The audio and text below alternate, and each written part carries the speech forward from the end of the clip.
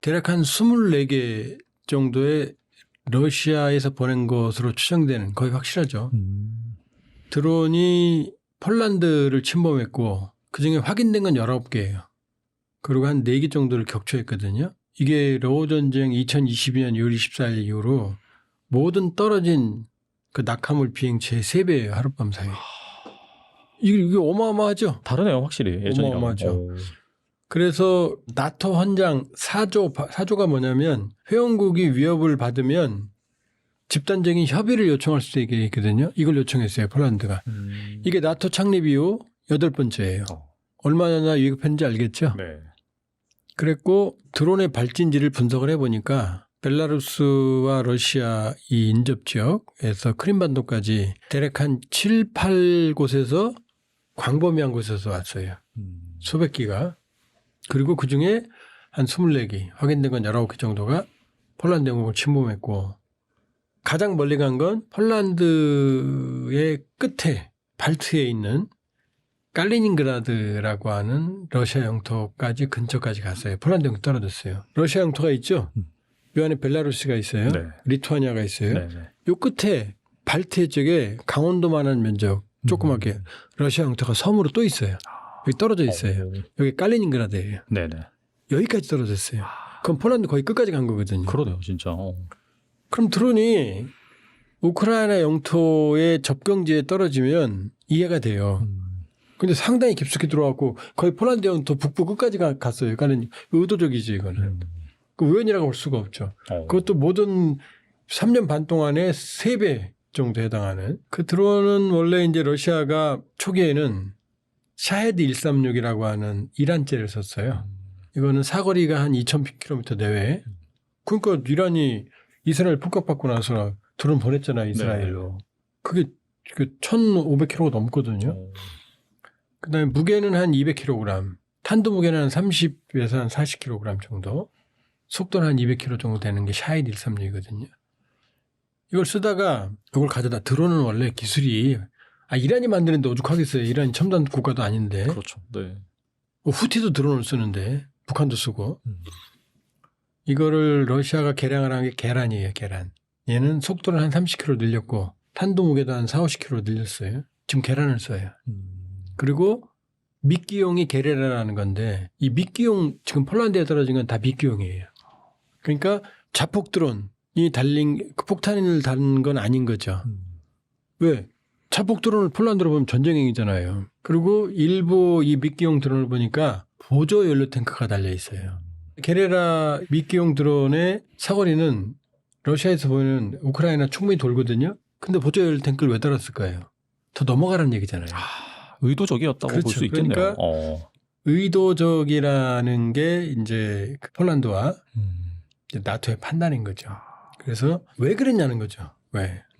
근데 벨라루스하고 이제 벨라루스 통과해서 왔으니까 그 다음에 러시아는 우리 안 그랬어. 우리가 한 거 아니야. 라고 말해요. 근데 부품 뜯어보니까 다 러시아 거예요. 그 다음에 중국 국제 수입품도 있고 부품이. 그러니까 나토는 일부러 그랬다. 그 러시아 입장에서는 우리가 왜 그러겠냐. 너네 자학할 필요도 없는데. 근데 나토는 러시아가 나토의 반공태세를 시험해 본 거다. 시험해 본 거다. 네. 실제로 이번에 나토의 반공태세에 허점이 드러났어요. 왜냐. 이 드론이 오니까 폴란드에 F-16이 출격했어요. 네. 그다음에 네덜란드는 F-35 스텔스까지 출격했어요. 도와주려고. 그래서 폴란드가 격추를 시켰는데 뭘 격추시켰는지 비행기니까 사이드 와인더 미사일로 공대공 미사일로 격추시켰거든요. 이 사이드 와인더가 40만 달러쯤에 한 발에. 근데 러시아가 쓴 드론은 $10,000밖에 안 하거든. 교환비가 너무나 교환비가 너무 많이 거죠. 차이가 그러니까 많이 나네. 와. 근데 우크라이나는 장기간 드론 전쟁을 하면서 저가의 요격 체계를 개발했어요. 2, 3천 달러짜리 요격 드론도 만들었어요. 그러니까 드론전에 우크라이나는 특화되어 있었는데 그 3년 반을 나토가 구경했으면서도 그 단거리 요격망 저가의 요격 체계를 만들어 놓지 않은 거예요. 그러네요, 진짜. 13일에는 또 루마니아에 또 드론이, 루마니아도 나토거든요. 그 루마니아에도 F-16이 또 출격했어요. 왜냐? 그 3년 반 동안 러우 전쟁 그렇게 드론을 봤으면서도 드론을 요격할 수 있는 체계를 만들어 놓지 않은 거예요. 그럼 러시아 입장에서 어떻게 됐어요? 쟤네들 봐라. 요격 체계가 없네. 이걸 확인한 거잖아요. 그러니까 나토는 그런 나토의 허점을 확인하려고 러시아가 드론을 보냈다라고 판단하는 거죠. 그러니까 이번 사태는 사실은 상당한 나토로서는 우려가 있다 이렇게 볼 수가 있고 또 하나는 제가 칼리닝그라드라고 말했죠. 폴란드 쪽에 붙어있는 러시아는 여기에 있고 요 사이는 지금 리투아니아가 있어요. 벨라루시도 있고 그러면 그동안은 이 칼리닝그라드하고 러시아는 이 칼리닝그라드가 왜 러시아 영토가 됐느냐 2차 세계대전이 끝나고 독일 여기가 원래 재밌는 게 이 칼리닝그라드가 칼리닌은 러시아의 혁명가 이름이에요. 칼리닌 유명한 사람. 그라드는 땅이란 뜻이에요. 레닌그라드 레닌의 땅. 제가 다니는 대학이 레닌그라드 대학이 있거든요. 2차 세계대전이 끝나고 나서 영토 분할하면서 뺏어간 거예요. 그럼 어떻게 했어요? 동유럽 전체를 소련권으로 묶었잖아요. 그럼 이어지는 리투아니아, 벨라루시아는 어떻게 돼요? 소련이었잖아요. 칼리닝그라드로 통행하는데 아무런 문제가 없었잖아요. 그런데 칼리닝그라드 소련 체제가 무너지니까 리투아니아가 독립했잖아요. 벨라루시도 독립했잖아요. 네. 그러니까 러시아 입장에서는 이 칼리닝그라드 가려면 다른 나라를 통과해야 되는 거예요. 두 나라를 철도로.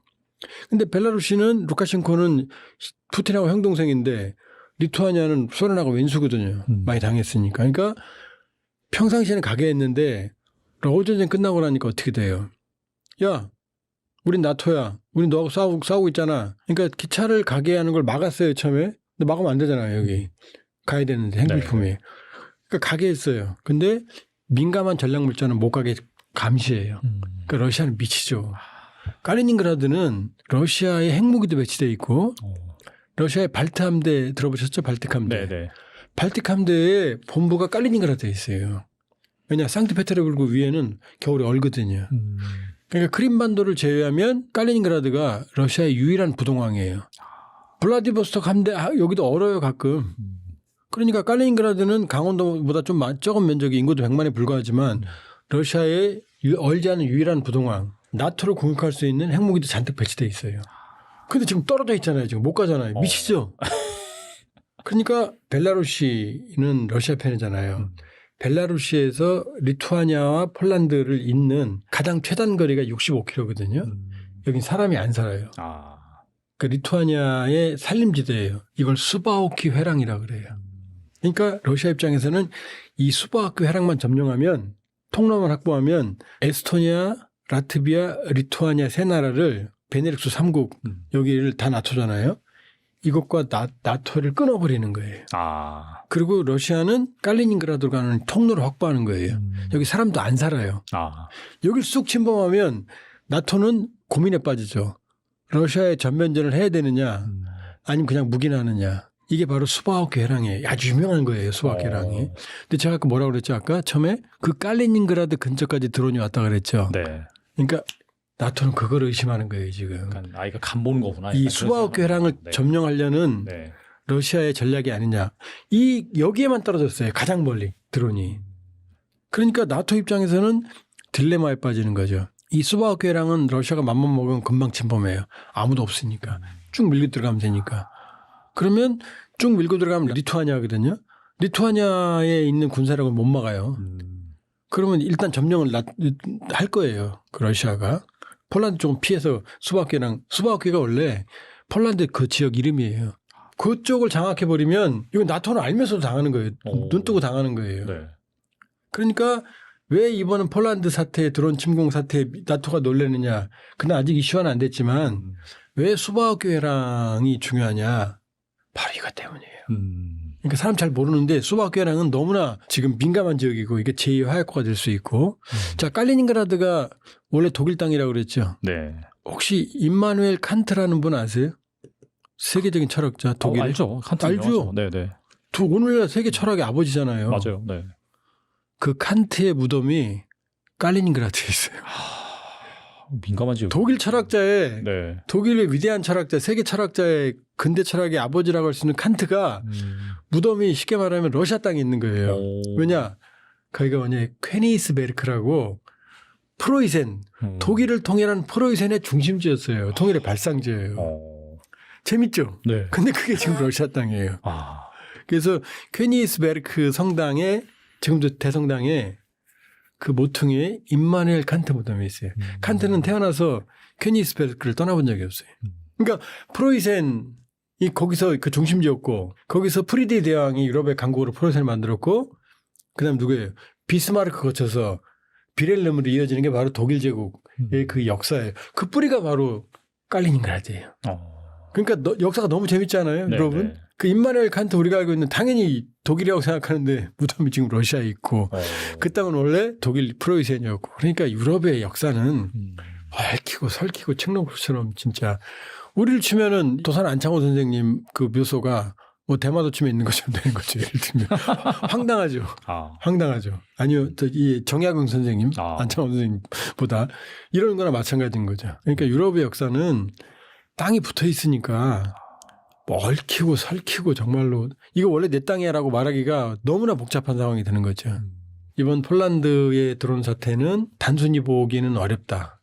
그러나 러시아가 나토와 전면전하는 어떻게 전면전해요? 인구는 나토가 5배고 GDP는 10배인데. 그러니까 제가 말씀드렸던 네. 문제는 그 수바우케랑 같은 그 국지전이 지금 걱정인 거죠. 그리고 순식간에 러시아가 이제 확 또 가져갈 수가 있으니까. 그냥 뚫고 들어가면 점령 당할 수밖에 없어요. 나토 입장에서 그렇다고 전면전 하기도 좀 애매한 그럼 상황이. 그 뺏겼는데 이걸 타고 전면전해? 네. 해야 돼요, 사실은 나토 원장대로라면. 네. 그러니까 푸틴이 바보는 아니잖아요. 그러니까 나토와 전면전 안 해요. 할 수가 없어요. 이렇게 틀린 적이 많으니까 안 할 것 같아요. 할 수가 없어요. 네네. 합리적이라면. 합리적인 선택이라면 안 한다. 근데 전쟁은 합리적이지 않은 상황에서 많이 일어나잖아요. 그러니까 지금 위험한 건 수바우키 회랑 사태 같은 경우. 그럼 러시아로서는 어마어마한 회랑을 얻고 명분도 있잖아요. 원래 내 땅인데 너네들이 못 가게 했으니까 난 어쩔 수가 없잖아. 라고 말하고 안 나가는 거죠. 근데 그런 게 좀 불리한 거고. 근데 하나만 더 말씀드리면 왜 러시아가 최근에 드론을 많이 생산하거든요. 지금 드론 공습을 해요. 미칠 정도예요. 6일날 7일날에는 거의 800에서 900기의 드론과 미사일이 날라왔어요. 대부분 다 드론이에요. 공세가 너무 심해져요 지금. 그 우크라이나를 피곤하게 하려는 전략도 있지만 근데 문제는 뭐냐. 드론은 느려요 일단. 요격이 쉬워요. 네. 그다음에 탄도가 가벼워요. 네. 타격 능력이 약해요. 이걸로 피곤하게 하지 전세를 못 바꿔요. 네. 그 왜 드론에 이렇게 의존하느냐. 제공권이 있다면 이러겠어요? 폭격을 하지. 러시아 비행기가 폭격했다는 얘기 안 나오죠? 네. 러시아는 제공권을 장악을 못해요. 두 번째 최근에 드론만 집중하는데 이거 잘 얘기 안 하는 건데 여기서 말씀드리면 네. 조한범 TV에는 나와요. 깨알 같은 홍보. 네. 러우 전쟁은 평원이잖아요. 그러니까 탱크와 장갑차로 신속하게 화력과 병력을 보호하면서 이동을 해서 싸워야 되거든요. 탱크 장갑차가 다 부서졌어요. 쓸 수 있는 게 없어요. 러우 전쟁에서 지금 약 2만여 대의 탱크 장갑차가 손실된 걸로 알고 있고 그게 어느 정도 규모냐. 영국, 프랑스, 이태리, 독일, EU 빅4의 주력 탱크가 1000대밖에 안 돼요. 다 합쳐도. 얼마나 많이 부서진지 알겠죠? 러시아만 1100대 이상이에요. 그러니까 쓸래야 탱크와 장갑차가 없어요. 그러니까 비행기가 없으니까 드론을 쓰는 거고 미사일은 비싸니까. 그다음에 그럼 평원을 어떻게 하는지 아세요? 최근에는 오토바이를 많이 이용을 해요. 그다음에 버기라고 알죠? 네, 압니다. 네. 산악 자동차 같은. 그다음에 ATV라고 그건 이제 전지형 차량이라고. 버기는 운전대가 핸들이고 ATV는 이제 오토바이 같은 핸들이거든요. 다 2명, 4명 타는 거예요. 이걸 신속하게 이동하는 침투를 많이 해요. 다 어디서 사가느냐? 중국에서 사가요. 그걸. 그러면 이걸로 막 신속하게 뭐 우크라이나가 뚫렸다 이런 얘기 많이 나오죠. 이것 때문이에요. 신속하게 쭉 들어가요. 근데 탱크와 장갑차가 아니니까 가면 다 죽어요.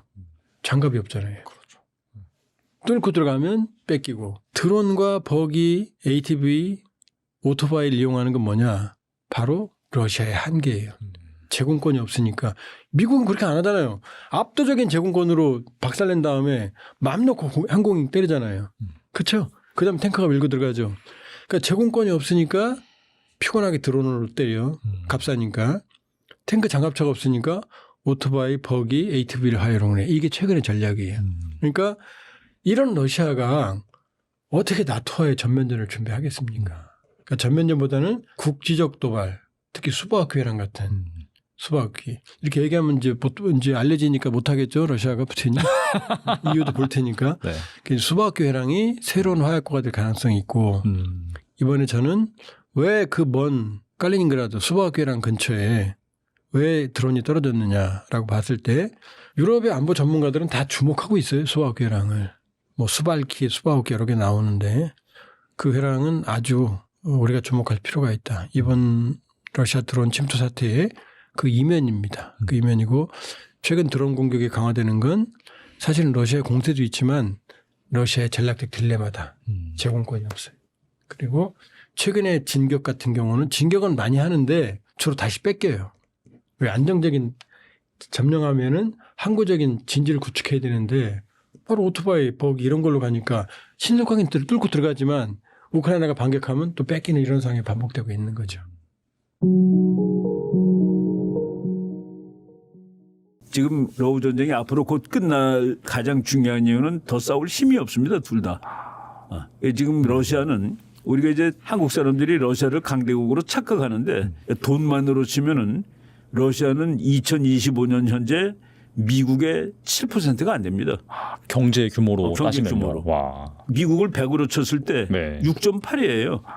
그게 두 개 어떻게 동급의 나라입니까? 그래서 지금 북한이 러시아한테 무기를 갖다 주고 돈을 받아서 북한이 명주를 이어간다 그러는데 러시아의 GDP가 대한민국 정도 됩니다.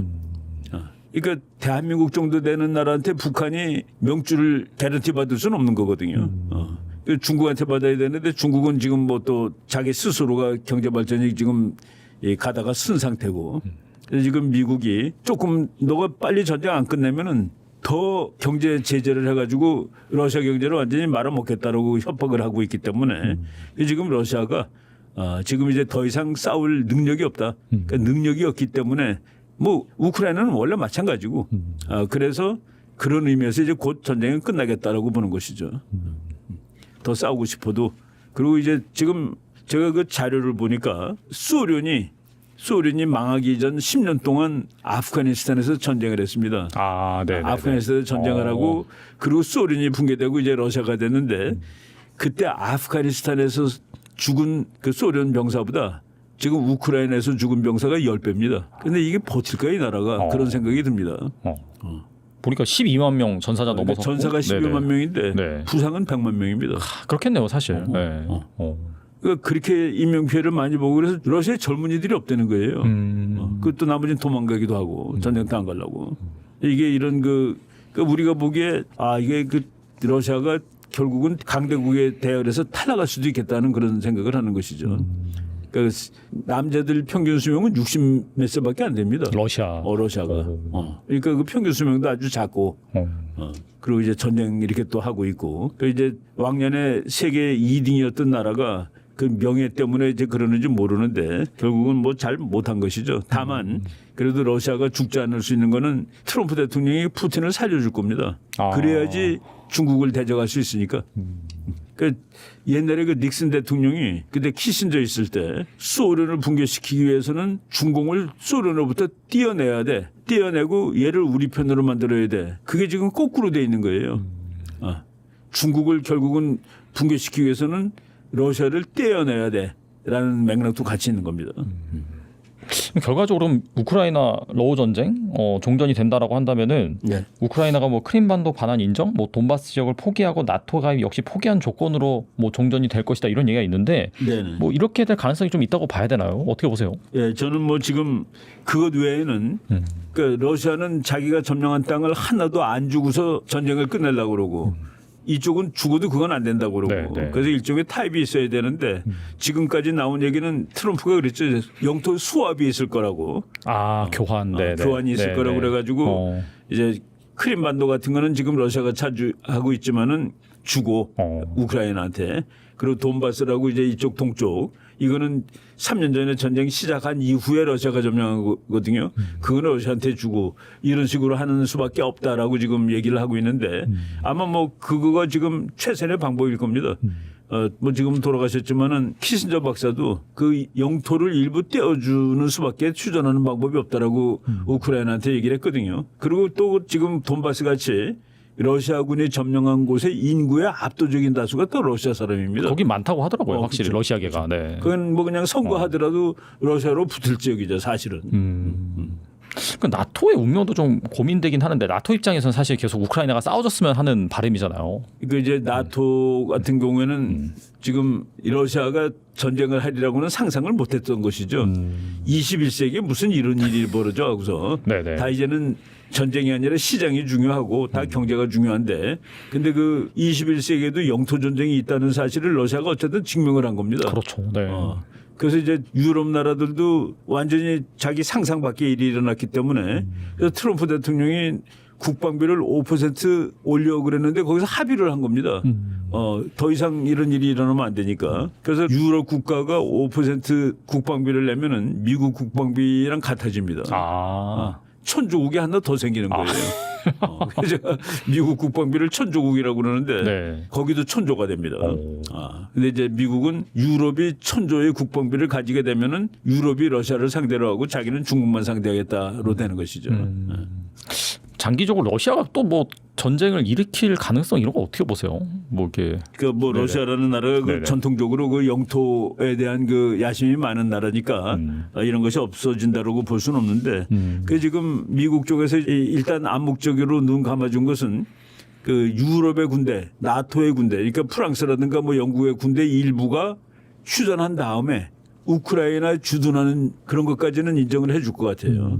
뭐 미군이 가는 것까지는 러시아가 못 참는다 하더라도 그 나토의 군대가 거기에 주둔하는 거. 그래서 전쟁 억제 상태를 만드는 거가 되는데 근데 이제 거기만 끝난다는 것이 아니라 다른 지역 과거에 그 러시아 땅이었던 뭐 베일러러시아라든가 그 라트비아라든가 그 위에 조그만 나라들 많잖아요. 네. 거기에 대해서도 러시아가 찝쩍거릴 확률은 언제든지 있는 것이죠. 그래서 우리가 영토가 변하지 않는다고 지금 착각하고 있는데 영토는 늘 변하는 것입니다. 하긴 역사를 보면 계속 변했죠. 제가 그 1815년 나폴레온 전쟁 이후부터를 현대 국제 체제로 치는데 이제 왕이 주인이 아니라 국민이 주인인 국제 정치가 시작된 것을 1815년으로 치거든요. 그때부터 미국 그 아주 유명한 그 미시간 대학에서 전쟁 연구 프로젝트가 있는데 1965년에 이제 시작했습니다. 그 연구를. 그래서 1815년부터 1965년까지 그러니까 140년이죠. 140년 동안에 세계에서 영토가 772번 변합니다. 야, 그럼 1년에 그냥 몇 번씩 바뀌었다네요. 1년에 몇 번씩 땅은 변하는 거예요. 그러니까 우리는 영토는 그냥 영원한 건 줄 알고 자꾸 착각을 하는데 쉬지 않고 변하는 영토입니다. 그러니까 영토는 군사력으로 통제하지 못하는 거는 영토가 아니에요. 그러니까 법으로 뭐 역사적으로 뭐 그런 말 많이 하잖아요. 이건 역사적으로 우리 땅이야. 이거는 국제법으로 우리 땅이야. 그거보다 더 중요한 영토는 군사력으로 내가 여기를 지킬 수가 있어. 군사력으로 통제할 수 있어. 라는 그 개념이 영토 보존하는 데 더 중요한 겁니다.